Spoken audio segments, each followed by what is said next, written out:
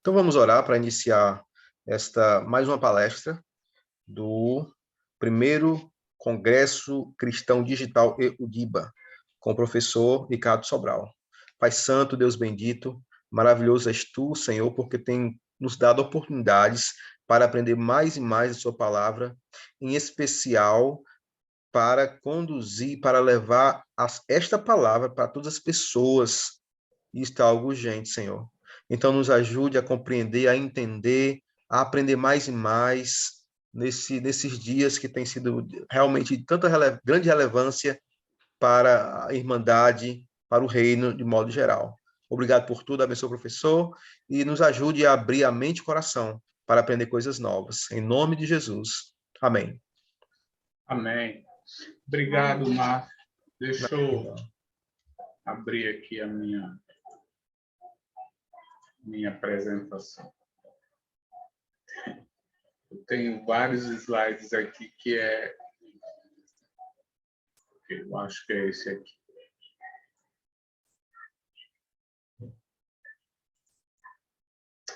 Abriu aí para todo mundo? Sim, professor. Joia. Então, eu dou graças a Deus por participar aí do primeiro Congresso Cristão Digital, né? Essa é uma inovação. Louvado seja o Senhor por isso e por essa iniciativa na pessoa do Márcio e de todos aqueles que têm colaborado com a Universo Digital. Que essa realmente seja o primeiro de muitos, ok? E eu fico feliz também por causa do tema, evangelização, evangelizar. Isso é uma coisa que muito me anima, muito me motiva, porque essa é a essência, é a razão do porquê nós estamos aqui. Eu realmente nasci na igreja, onde, quando eu digo nasci na igreja, eu comecei numa igreja que realmente era muito evangelizadora, né? A equipe missionária que veio para cá, para o Nordeste, sobretudo para Recife, chega aqui em 1980 e eu conheci a palavra de Deus e aceitei o senhorio de Cristo em 1983, né? 2 anos depois que ele, ou melhor, 3 anos, no terceiro ano depois que eles estavam aqui. E eles fizeram um trabalho muito bom, né? Hoje nós temos o presidente do seminário Ebenezer, que é o Randy Short, que fazia parte dessa equipe. Um dos presbíteros da Boa Vista, a Igreja da Boa Vista aqui em Recife, o Mike Pruitt, também fazia parte dessa equipe. Então, eles realmente buscaram, em todos os sentidos, fazer com que o evangelho crescesse. E eu lembro que eu fiz parte de uma campanha que era como ser simplesmente cristão, e foi uma campanha que revolucionou realmente o Nordeste. Foi um divisor de águas, porque muitas igrejas começaram, muitas igrejas se desenvolveram ainda mais, muitas igrejas se envolveram com o evangelismo. E, por incrível que pareça, a equipe que eu estava foi para João Pessoa, para a capital de João Pessoa. E assim, depois de muito tempo, muitos anos, né, a gente pregou o evangelho lá, distribuímos panfletos, colocamos propaganda na rádio, colocamos faixas. E depois de quando eu voltei para João Pessoa, ou melhor, quando eu fui, né, para João Pessoa para trabalhar com a igreja lá, nós tínhamos um irmão que a gente pôde visitar e fazer com que ele voltasse a congregar ou iniciasse a congregar na igreja, porque ele não conhecia que a igreja estava lá, e a gente conseguiu, pelos endereços, encontrar essa pessoa e esse senhor, depois de tantos anos, por causa daquela campanha, reúne com a igreja e hoje está com o Senhor.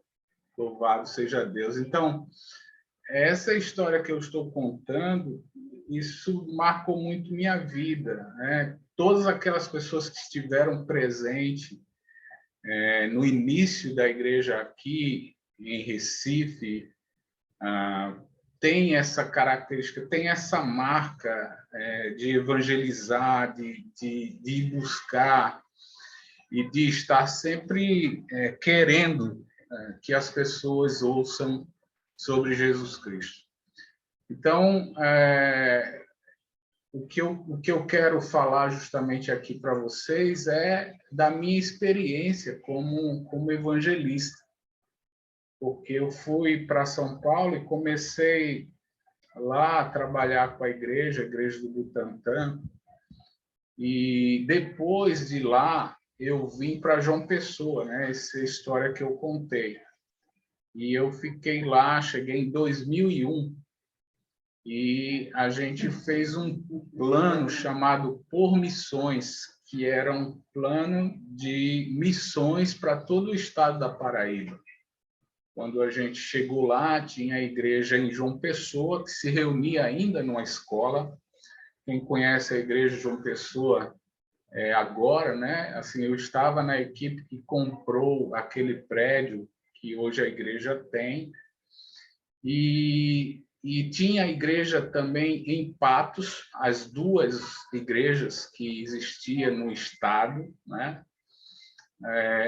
Que eu posso dizer assim, com estrutura organizada, e tínhamos assim igrejas menores, como a igreja em Belém do Brejo do Cruz, mas eram grupos ainda que estavam em formação. Mas se a gente pudesse dizer a igreja de Patos e a igreja de João Pessoa, é justamente as igrejas que tinha na época. Então, nós fizemos um plano que a ideia era alcançar as 4 cidades mais importantes, né? De fato, a Paraíba tem mais que 4 cidades, mas pela extensão, a gente começava em João Pessoa, Campina Grande, Patos e Cajazeiras. Então, essas 4 cidades era o sonho para que a gente, fazendo isso, entendesse que se essas 4 congregações desempenhassem o seu papel de participar desta evangelização dentro do seu contexto, da sua posição geográfica, a Paraíba iria conhecer Jesus Cristo se fosse se converter a outra coisa, mas a evangelização, a palavra de Deus seria justamente pregado para todo o estado. E graças a Deus foi isso que aconteceu. O meu trabalho basicamente era viajar por toda a Paraíba, né? Assim, desde João Pessoa até Cajazeiras, a última cidade, é uma extensão de mais ou menos 500 quilômetros, e a gente fazia pelo menos uma semana em cada mês, motivando a igreja a entender esse trabalho de evangelismo. E o que eu realmente quero fazer aqui, como já disse, é apresentar essa minha experiência. E nessa minha experiência, uma das coisas que eu pude notar era o entendimento sobre a vontade de Deus para a sua igreja. E eu quero ler aqui esses versículos, né, que está lá em Atos, capítulo 1 e capítulo 2. Por exemplo, Atos, capítulo 1, versículo 8, vai dizer que Jesus, ao se despedir, né, porque logo ele vai ser assunto nos céus, vai dizer que sobre vocês, né, vocês vão receber poder ao descer sobre vós o Espírito Santo, e sereis minhas testemunhas, tanto em Jerusalém, como em toda a Judéia e Samaria e até os confins da terra. Então, Jesus já tinha dito, né, antes de ser preso, que eles não iriam ficar órfãos, Senhor ia mandar outro Consolador, que era o Espírito Santo. E aqui, nessa despedida, Jesus vai dizer: vocês vão receber poder, porque o Espírito Santo vai descer sobre vós. E a partir daí, vocês vão ser minhas testemunhas na Judéia, Samaria e aí até os confins da terra. É fato que os apóstolos não saíram, né, de Jerusalém. Mal eles foram em Samaria, alguns deles. Mas o início todo foi feito a partir dessa condição que a gente lê aí, versículos 42 a 47, quando eles perseveravam na doutrina dos apóstolos, na comunhão, no partir do pão e nas orações. Então, aquela doutrina dos apóstolos, que nada mais era do que os ensinamentos de Jesus Cristo, foi passado para aquela igreja que havia escutado sobre Jesus Cristo, que aí tem o sermão do apóstolo Pedro, e quase 3.000 é batizados. Então, esses batizados receberam ensinamento sobre Jesus Cristo, eles tinham comunhão, e a partir dessa comunhão, o versículo 37 diz como o Senhor trabalha e o que o Senhor espera que a sua igreja faça. Então, versículos 43 a 46 é a forma que a igreja vive, ou deveria viver até os nossos dias. E aí, quando chega no versículo 47, eles vão dizer, ó, louvando a Deus e tendo graça em benefício de todo o povo. E essa tendo graça em benefício é uma frase pessoal, que eu posso dizer a minha tradução. Porque, geralmente, as traduções que a gente tem é que o povo ou a igreja tem a simpatia do povo. Mas parece que essa palavra, a palavra graça, que todo mundo conhece, né? Era o que a igreja tinha, e essa igreja tinha graça para beneficiar o povo. Que povo? As pessoas que estavam olhando a maneira de viver desses irmãos da igreja do Senhor, e enquanto isso, enquanto eles viviam dessa forma, não só com eles, mas também em benefício de todo o povo, o Senhor acrescentava-lhe cada dia à igreja o que iam sendo salvos. Então, o que essas instruções estão claras de Jesus para a igreja no primeiro século?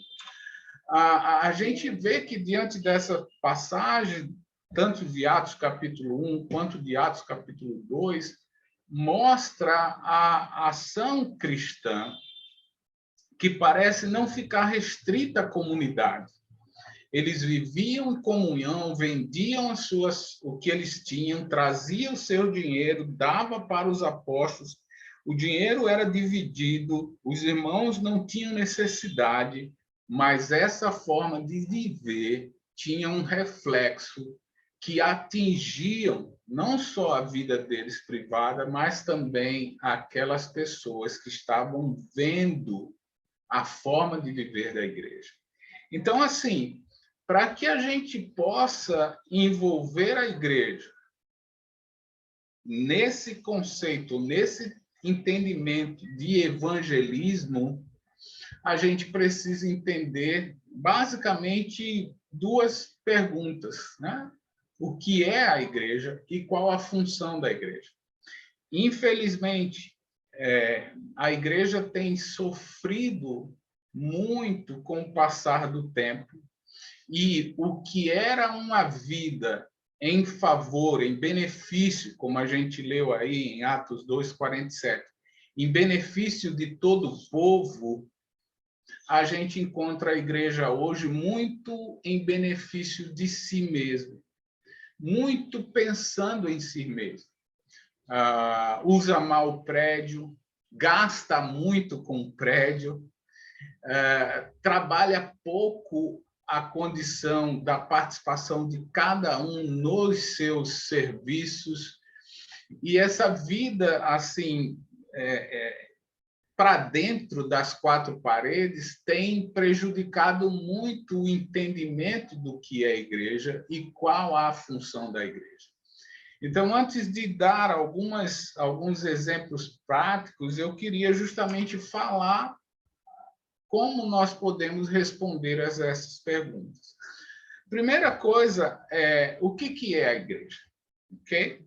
Então, a igreja não é um prédio. Isso é uma coisa que a gente bate muito porque o nosso país, Brasil, é um país católico. E os países católicos, como o nosso, geralmente têm uma ideia de igreja como um prédio. E muitas vezes a gente vê alguns atos falhos, né? Alguns irmãos chegam e dizem, quando tem muitos irmãos, dizem, eita, a igreja hoje está lotada. A gente sabe o que é que a pessoa quer dizer, né? Mas esses atos falhos estão dentro de nós. E esses conceitos que estão impregnados na nossa cultura, né? Por causa das nossas influências católicas, prejudica muito o nosso entendimento. Mas quando a gente abre as Escrituras e deixa ela responder o que ela é interessante a gente pensar. Porque quando a palavra de Deus fala sobre o que é a igreja, ela não só diz o que é, como ela ilustra. E as ilustrações são muito pertinentes e que ajudam muito o nosso entendimento. Então, por exemplo, no livro de Efésios, na carta de Paulo aos Efésios, capítulo 4, 12, vai dizer que a igreja é o corpo de Cristo.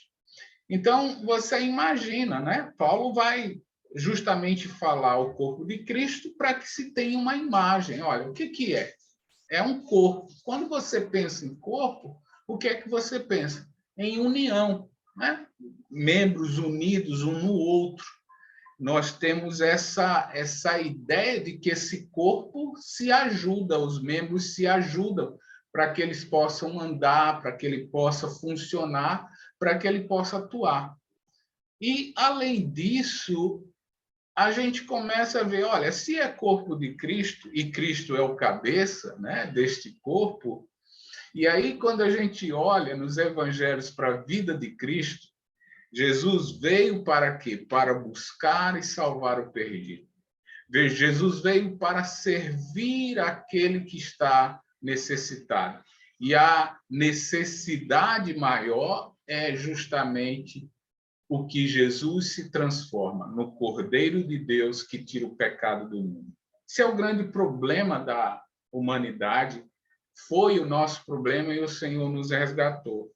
Então, se a igreja é o corpo de Cristo, ela já tem na sua natureza o mesmo sentimento de Cristo, a mesma ação de Cristo, que é ir buscar e salvar o perdido. Se esse corpo não está fazendo isso, algum problema há. A segunda coisa vai dizer em Efésios 2, agora, versículo 19, que a igreja é a família de Deus. Família de Deus, família. Quando a gente pensa em família, pensa em irmandade, pensa em comunhão, pensa em filhos, pensa em herdeiro, pensa justamente em condição de fazer com que a nossa família possa ser beneficiada, alimentada, cuidada. E, mais uma vez, essa é uma família que se apresenta para o próximo. Numa outra questão que vai definir a igreja é o templo do Espírito Santo.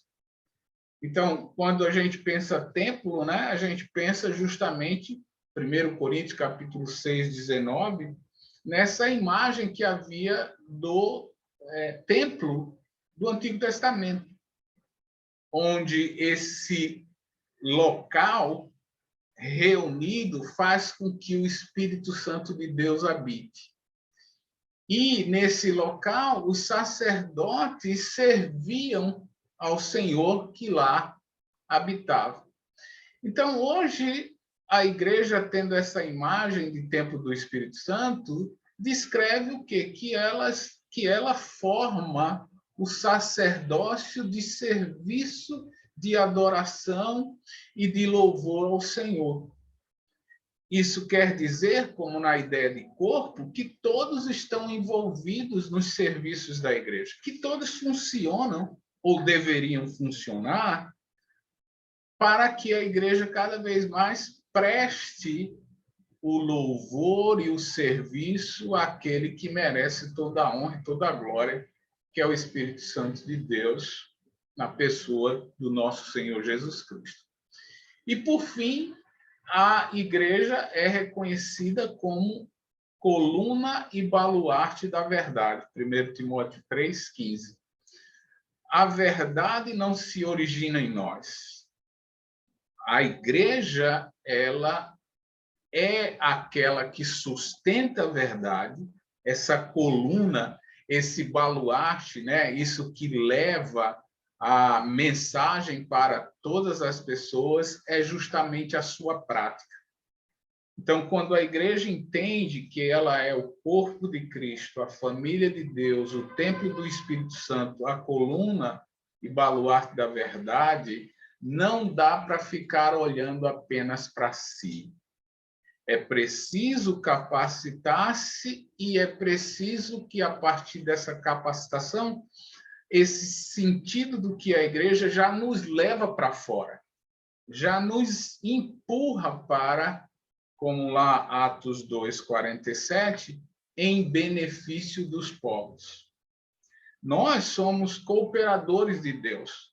O Senhor elevou a sua igreja e disse, olha, vocês são meus cooperadores. O apóstolo Paulo vai dizer isso. A gente precisa imaginar o grau de responsabilidade ou de expectativa que o Senhor coloca na sua igreja.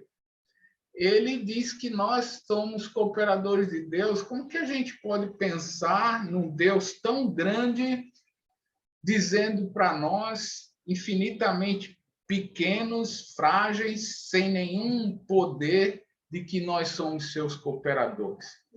Isso é algo para que a gente pense. E, nesse sentido, nós podemos já pular para a função da igreja. O que ela é e o que o Senhor espera que nós façamos. E aí eu vi que há três coisas que é bastante destacada nas Escrituras. Mas, ficando só no livro de Efésios, a gente consegue responder a funcionalidade da igreja. Por exemplo, Efésios 1, do versículo 5 até o 14, há uma frase que sempre se repete: para o louvor da sua glória. A igreja, ela é, na mente de Deus, aquela que vai dizer para todos os povos como o Senhor quer ser adorado, quer ser honrado, quer ser louvado. E, nesse texto de Efésios 5 a 14, vai dizer a ação de Jesus Cristo para o louvor da sua glória, a ação do Espírito Santo para o louvor da sua glória. Então, a expectativa de Deus para conosco é adorar a Ele, porque Ele é o único Deus. Esses são, por exemplo, os primeiros 5 mandamentos que há nos 10 mandamentos, onde vai descrever a expectativa de que nós não devemos ter nenhum outro Deus, nós precisamos adorar a Ele, nós não devemos ter imagem de escultura, nós devemos justamente honrar o Senhor, fazer com que Ele seja adorado em toda a nossa vida. A partir disso, e essa questão da adoração tem a ver com serviço, né? A adoração tem a ver com serviço ao Senhor, tem a ver com a nossa dependência e reconhecimento que Ele é o nosso Deus, o nosso Senhor. A partir disso, Ele espera, como diz Efésios capítulo 4, 15 a 16, que a gente edifique uns aos outros. o versículo 16 do capítulo 4 vai dizer que a ação de cada parte, de cada membro, contribui para o crescimento de si próprio. Então, a igreja, com a participação de cada membro, faz com que ela se desenvolva e cresça pela contribuição de cada um. Então, nós adoramos a Deus a partir do momento que reconhecemos o seu senhorio e queremos fazer a sua vontade, servindo uns aos outros, para que a sua igreja cresça e seja edificada. E, por fim, Efésios 3, 8 a 11, tem lá a declaração do apóstolo Paulo ao dizer que é pela igreja que a multiforme sabedoria de Deus é revelada. Revelada para todos, inclusive para poderes e potestades, para todo esta ordem espiritual que tenta dizer para nós e para o mundo que o plano de Deus foi falho. E a gente diz, de fato, ao praticar a sua verdade, que ele tinha razão, continua tendo, e isso depende muito da nossa função, do que ele espera de nós. Nós vamos dizer para as pessoas quem é Deus e o que ele espera desse mundo. Espera que todos sejam salvos. Esse é o desejo do Pai, que todos aqueles que ele criou possam reconhecer a sua paternidade, o seu senhorio e se converta a ele. Mas isso nós precisamos dizer, nós precisamos cumprir e atender à expectativa de Deus quando ele solicita de cada um de nós o nosso serviço. Mas a igreja, como eu tenho dito, ela tem sofrido porque ela não entende a sua funcionalidade. A gente tem dificuldade em dizer para o irmão que ele funciona, que ele tem uma função, que ele contribui para a igreja, para que a igreja cresça e possa estender o benefício da graça para as pessoas. E muitas vezes o irmão acha que indo apenas no domingo ou participando de uma reunião de quarta-feira resolver o seu problema com Deus e com a igreja. Isso é uma limitação que nós precisamos transportar, porque parece que a gente não consegue levar o irmão a esse entendimento. Então, nós precisamos assim repetir vez após vez para que o irmão entenda a sua função no corpo de Cristo. Entenda a sua parcela, como nós falamos, na família de Deus. Entenda a sua posição para cumprir o sacerdócio de Cristo e ser o templo do Espírito Santo. Para que ele entenda que, quando ele se envolve com a igreja e pratica a sua palavra, ele está desenvolvendo a verdade e, com isso, mostrando para este mundo tão frágil no que diz respeito às verdades, que as verdades mudam a cada dia, a gente pode realmente dizer para o mundo qual é a verdade, qual é a vida que o Senhor espera de cada um de nós. Então, com essas perguntas respondidas, o que é a igreja e qual a função da igreja, nós podemos entender ou imaginar o que se passava na mente de Deus quando ele pensou na sua igreja. Jesus disse: eu edificarei a minha igreja. E eu queria justamente provocar você para que você pense. O que Jesus quis dizer quando ele falou igreja? Porque essa igreja não foi uma invenção celestial que aí ele deu para o mundo. Não, a palavra igreja já existia na época. A palavra igreja era um termo comum. Agora, era um termo político. Um termo político, eu quero dizer, não é questão de política que estamos vivenciando, não, mas é questão de necessidade para a cidade e para as pessoas.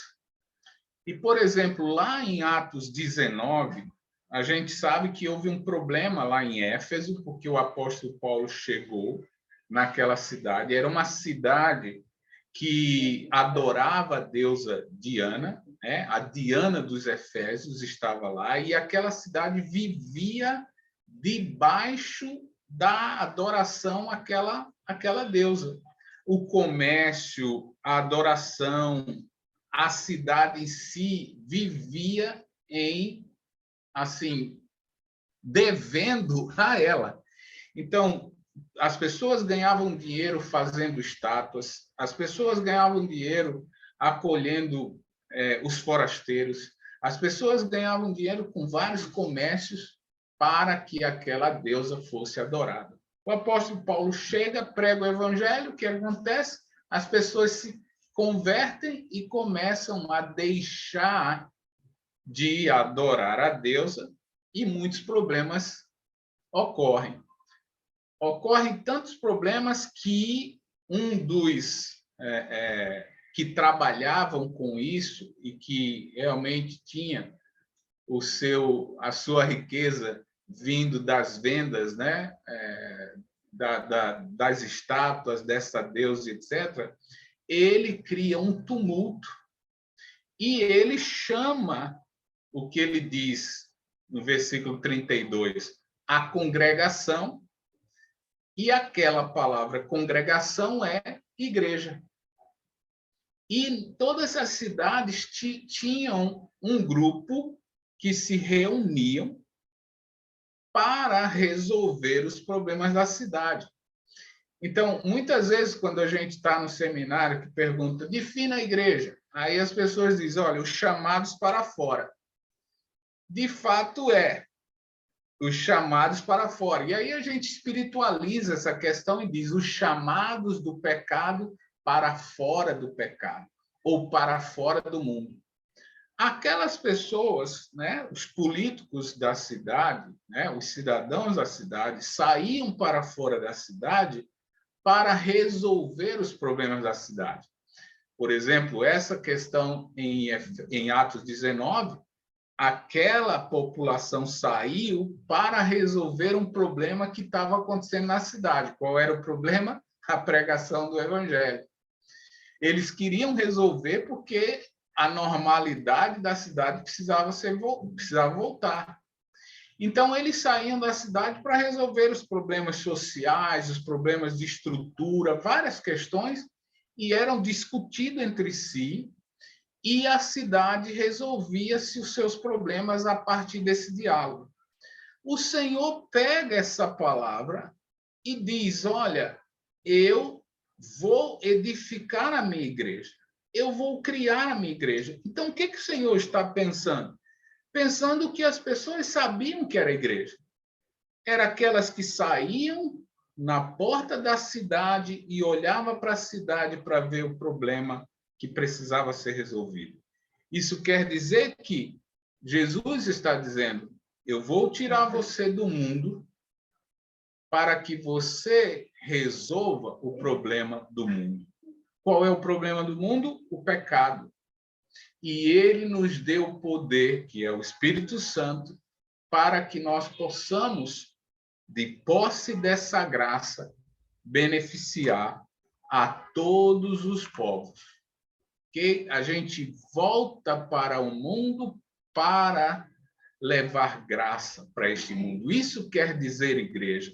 Então, o Senhor, quando pensou no termo para nos definir, ele pensou como alguém que, como o apóstolo Paulo diz, vai cooperar comigo para que o meu desejo de querer que todos sejam salvos se cumpra.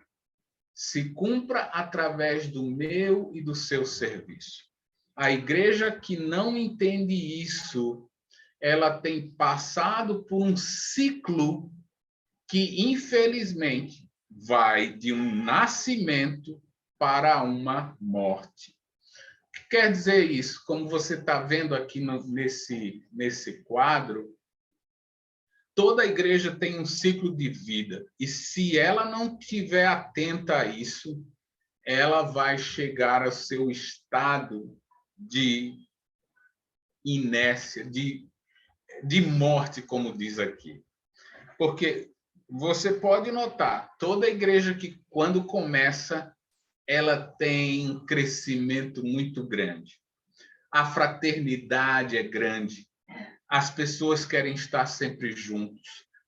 Um grupo pequeno se conhece mais. Tem comunhão, tem visão, tem planos, querem fazer isso. Se não tem prédio, querem comprar. Se não tem acampamento, vão junto para uma praia, vão junto para o campo. Isso chega numa fase de adolescência muito impressionante. E aí elas alcançam a maturidade quando elas têm visão, quando a fraternidade é bem estruturada, os serviços da igreja, os irmãos estão envolvidos em várias coisas, e a estrutura a gente pode ver com muita tranquilidade. Se a igreja, nesse momento, não se renova e não entende que precisa, como o próprio Jesus disse para a igreja em Éfeso, para voltar ao primeiro amor, ela começa a declinar. E aí ela perde sua visão, a razão do porquê está lá. Ela começa a se preocupar muito com a estrutura. O prédio precisa de reforma, precisa de atenção, precisa de várias coisas. E aí nós chegamos no estágio onde olhamos muito para si, se preocupamos muito conosco, perdemos nossa visão. Quando a igreja começa a pensar assim, olha, como a gente era evangelístico, a gente tinha grupos não sei aonde de evangelismo, ponto lá, ponto aqui. Isso já está demonstrando que ela está indo para a sua velhice, porque a igreja não se renovou, muitos irmãos já estão de cabelo branco, já estão com netos, já estão dando mais atenção à sua família, e aí ela, assim, vive num estado de que as reuniões dominicais são, assim, uma ação de bater, assim, o ponto. Perde a visão, não entende mais o valor da comunhão. Os serviços são aqueles básicos, basicamente a ordem do culto. E aí o prédio termina sendo o grande elefante branco conosco dentro. Onde é que a igreja que você frequenta está? Está na fase da infância, na adolescência, na maturidade, ou já está na ação onde a velhice chega e a morte está às portas? É preciso rever isso, porque, como eu falei, nesse estágio de maturidade, é aí que precisa haver uma redefinição das ações. É preciso que haja uma reorganização para que aconteça um renascer em Cristo. Isso tem a ver com evangelismo. Essa maturidade se renova quando há novos convertidos. E a partir desses novos convertidos, nós precisamos trabalhar. Porque foi assim no nascimento. E deve ser assim nessa maturidade, onde a igreja está pronta para se redefinir, se reorganizar e fugir da morte, renascendo para Cristo, como ele sempre faz com a sua igreja. Como é que a gente faz isso, meus irmãos? É saindo do meio. O que eu quero dizer com meio? A gente redefine o trabalho não fazendo mais orações, não fazendo mais leitura de palavra, da palavra, do culto, reunião da igreja. Quando a gente der muita ênfase a isso, nós estamos perdendo o alvo.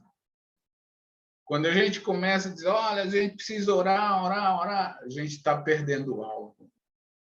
A leitura da palavra, sabe?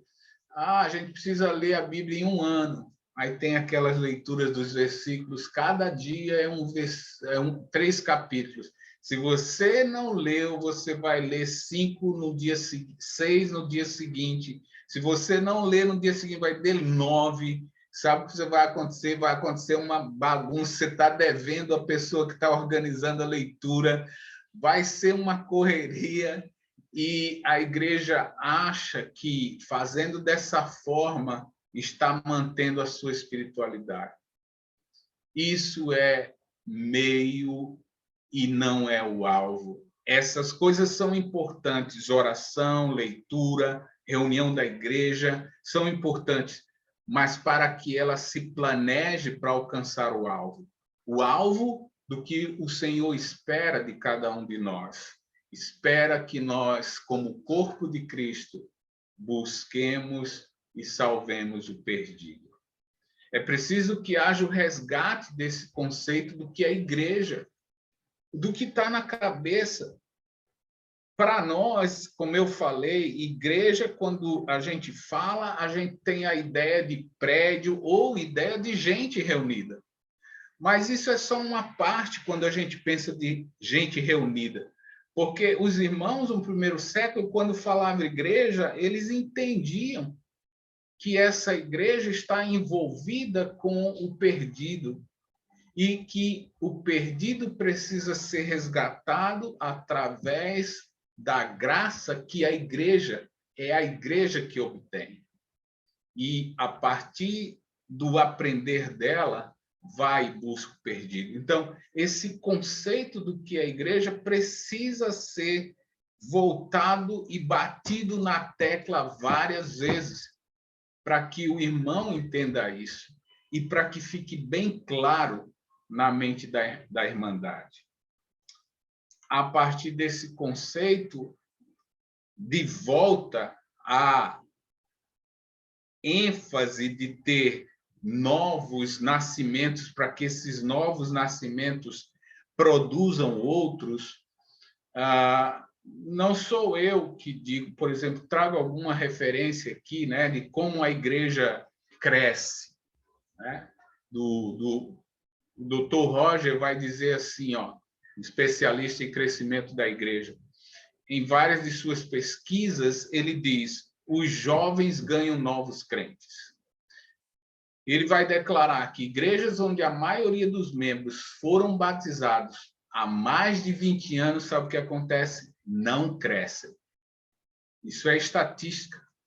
Igreja onde a maioria dos membros foram batizadas há mais de 20 anos não crescem. Agora você olha onde você está e veja se essa estatística funciona em você ou não. Se está funcionando, ou se isso comunica com onde você está, é preciso haver uma renovação, uma reorganização. As igrejas que crescem pela pesquisa têm uma boa proporção de membros recém-convertidos. Estes novos convertidos são os melhores ganhadores de almas. Por quê? Porque eles têm uma rede de contato de pessoas que não são membros da igreja. E, frequentemente, o novo convertido, no seu primeiro amor, é mais ativo em dizer para os seus amigos que o Senhor fez por eles. Mas sabe o que a gente faz com esses novos convertidos? A gente guarda e coloca eles numa sala para ensinar leite espiritual, que é um monte de coisa importante, mas que muitas vezes não leva a esses irmãos a pensarem naqueles que podem ser ouvidos por eles para que eles venham para a igreja. Então, o Dr. Roger vai trazer essa informação que é importante para nós. E uma outra informação, né, do professor Phillips, ele vai dizer: se taxa de batismo por 100 membros são usados como medida de eficiência para uma igreja, então igrejas jovens são mais eficientes. Por quê? Porque batizam mais. Então, essa estatística vai, assim, ao encontro, melhor dizendo, à nossa vivência. E a nossa maneira de desenvolver a igreja é justamente fazendo com que ela renove as suas águas.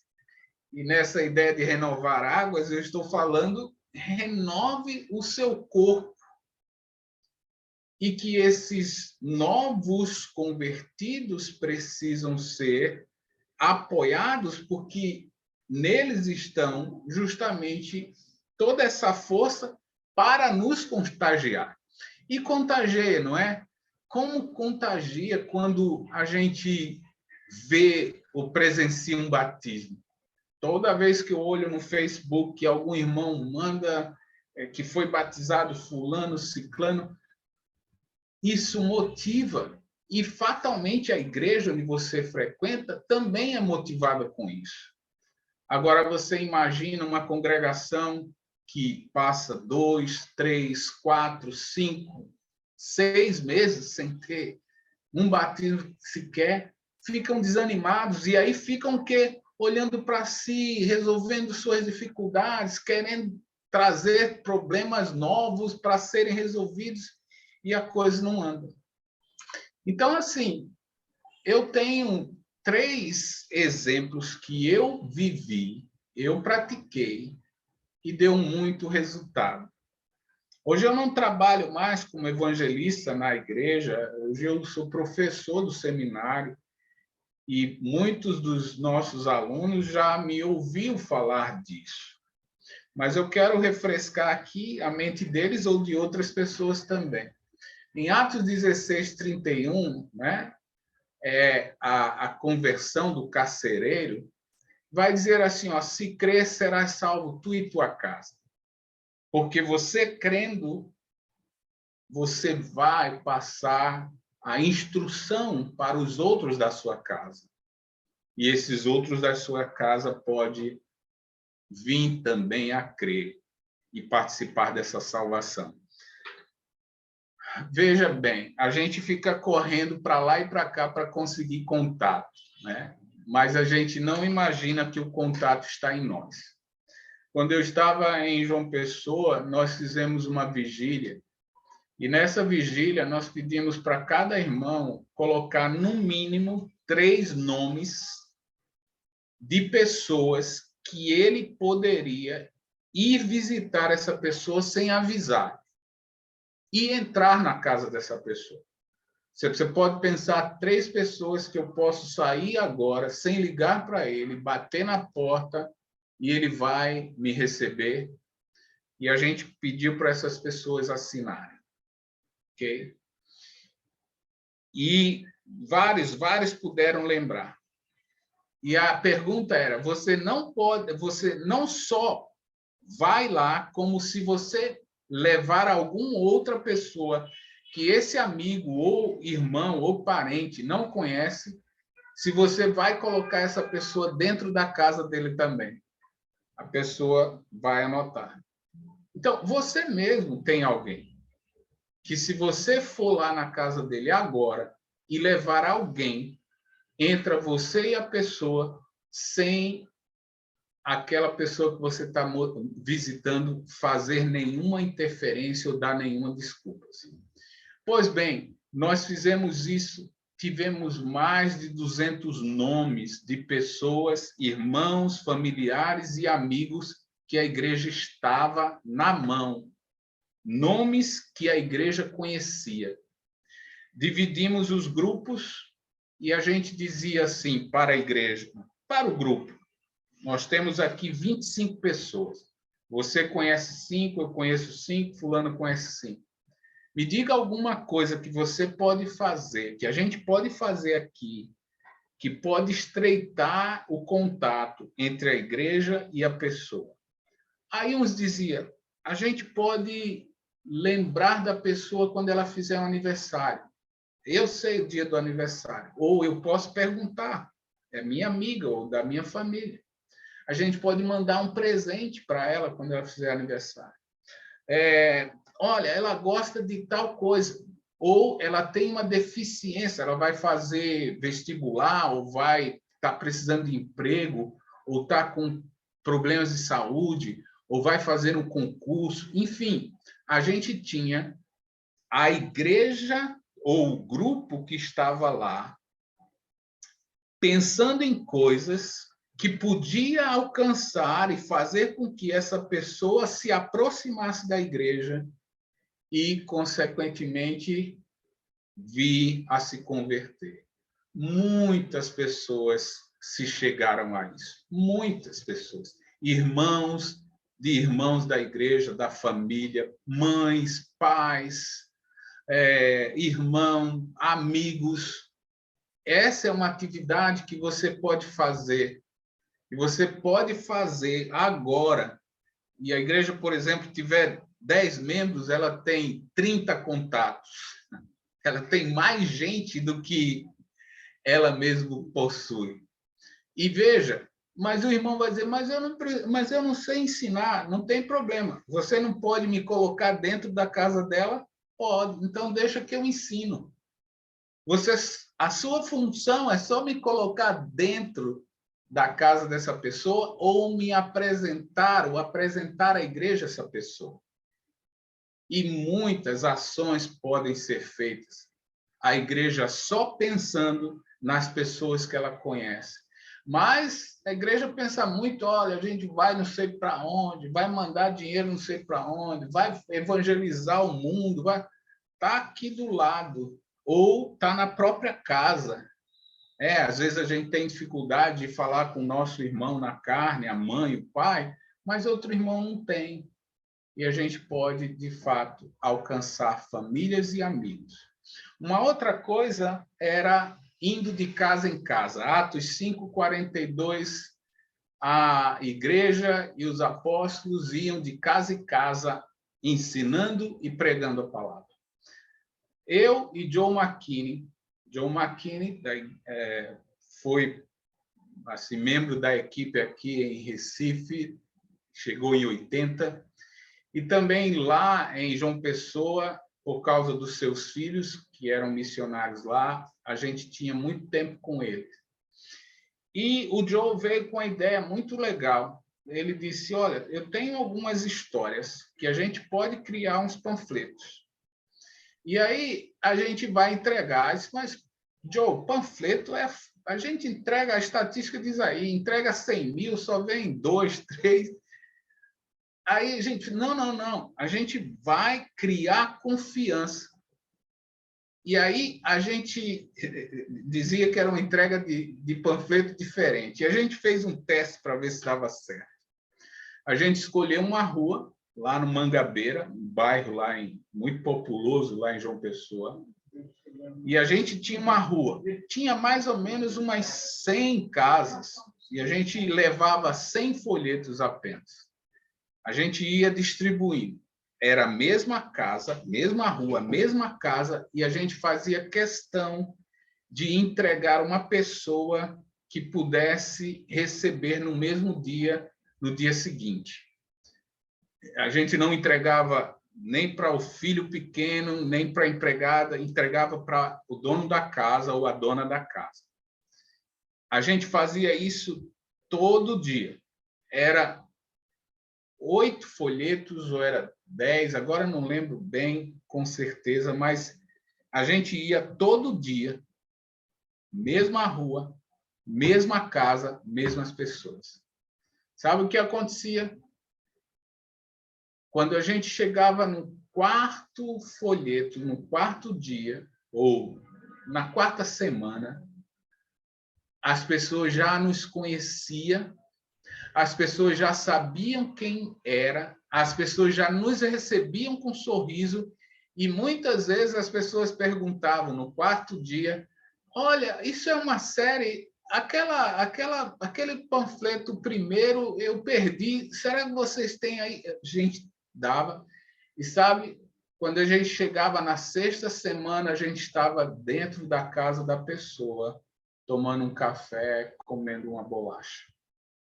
Por quê? Porque as pessoas nos conheciam, porque estávamos lá todo dia ou toda semana, trazendo histórias interessantes, e aí a gente podia conversar com elas todas as coisas que a gente queria e começar um estudo bíblico. Era mais uma ação incrível, que dava muito certo, e as casas podiam ser abertas com muita facilidade depois que as pessoas nos conheciam e ganhava confiança, a gente ganhava confiança delas. E, por fim, que é o apóstolo Paulo, lá em Atos 19, que fica em Éfeso por mais ou menos 3 anos, ensinando na escola de Tirano. E lá ele dava cursos presenciais. Muitas pessoas daquela região da Ásia vinham para aprender do apóstolo Paulo. Certamente, muitas igrejas ali que o apóstolo Paulo não começou diretamente, mas por causa daqueles ensinos, igrejas começaram, como, por exemplo, Colosso, a igreja em Colosso, em Colossenses, e outras mais. O bom uso do prédio e a participação dos irmãos. Nós temos vários cursos que os irmãos estão promovendo. Tem o Paulo Botaro, que eu acho que vai dar, pregar, se já pregou, vai pregar nesse congresso. Ele tem várias ideias de poder trazer contatos para estudar a Bíblia. O uso do prédio fica cada vez mais eficiente. Você vê prédio tendo gente todo dia e você tem oportunidade dos irmãos participarem todo dia nisso. Se fizer essas coisas, irmãos, eu não tenho dúvida que a igreja se renova, ressuscita. Enquanto a gente não enfatizar esse entendimento, quando a gente não colocar na mente dos irmãos que a igreja está aqui única e exclusivamente para levar o evangelho e, como Cristo, buscar e salvar o perdido, nós vamos, infelizmente, ser uma igreja de irmãos que precisam ressuscitar. Por isso, Efésios 5,14 diz: desperta, ó tu que dormes, levanta-te de entre os mortos, e Cristo te iluminará. E aí eu acrescento, para que nós possamos buscar e salvar os perdidos, como ele, Cristo, que nos deu o Espírito Santo, fez. Não sei se tenho